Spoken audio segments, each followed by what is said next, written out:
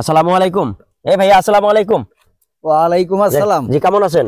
ইনশাআল্লাহ আল্লাহর রহমতে ভালো আছি। আপনার এইখানে আসছেন, কখন আসছেন এখানে?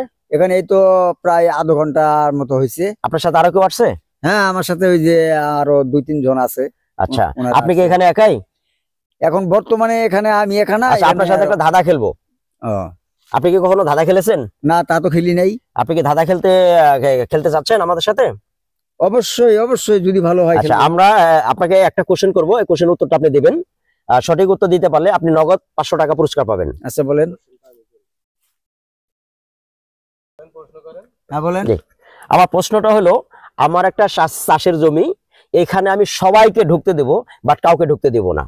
কাউ অর্থাৎ তো আমি এটা কাউ তো অর্থাৎ বুঝলাম না। কাউ অর্থাৎ একটা পাখি। কাউ অর্থাৎ হলো একটা পাখি।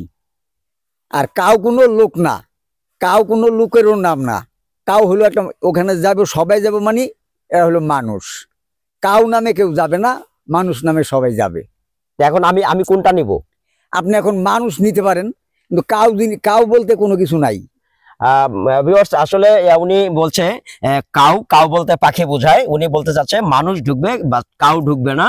তো এটা আসলে সঠিক উত্তরটা কি আপনারা কমেন্টসে জানাবেন। সবাই ভালো থাকবেন।